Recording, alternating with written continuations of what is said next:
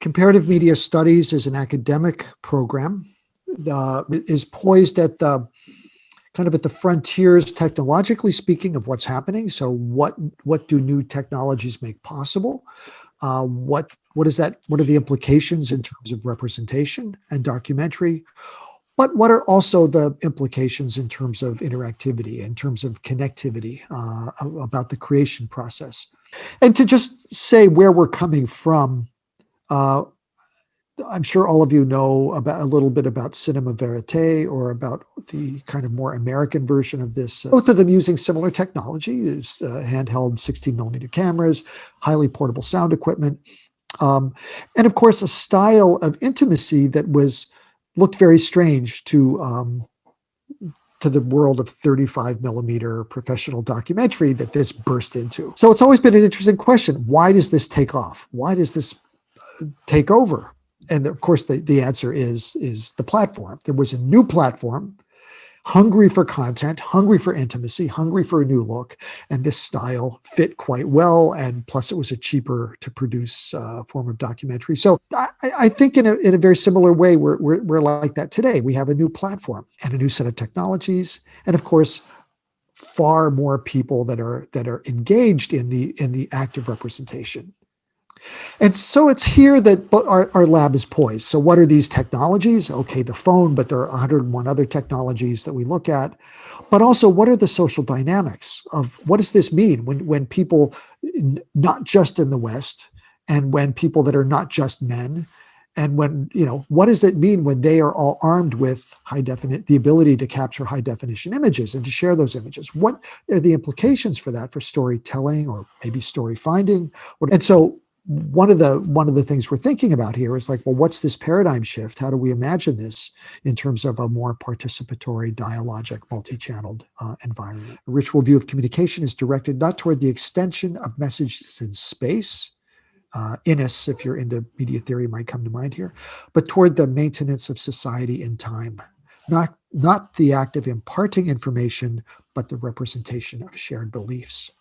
So this, if we want to think about media as something that binds the civic together, that informs it, but also makes it something more than just an informed bunch of disaggregated units, but a civic, this is really, really crucial.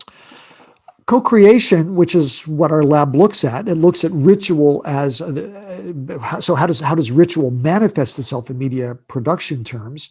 And we would argue that co-creation is the language we'd use. There is a shift across the board in fields of cultural construction, of cultural production, that are using something like co-creation. So all to say, this is nothing new. It's newly enabled through new technologies, but it's been with us for a while. So we would argue, as I just have, that co-creation is fundamental to the species. Like, this is just the way we do things as a species.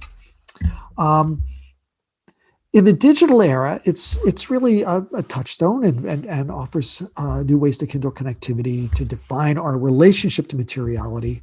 And as I said, process here really matters a lot more. This is an approach that allows us to confront power systems, especially those that perpetuate inequity and inequality.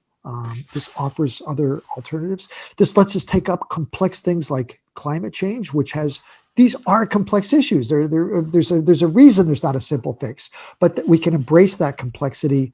And I think especially at a moment where trust in the media is at an all-time low, this offers us ways to get around that. So basically, there is a real power in working with as opposed to for and about, and that's what we're trying to do with this work.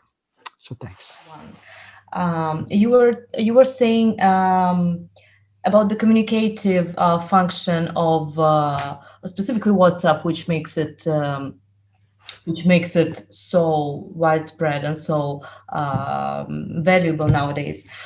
So somehow, do you think this is why interactive documentaries have that much more potential than the regular classic documentaries had? And is that something that the lab right now does?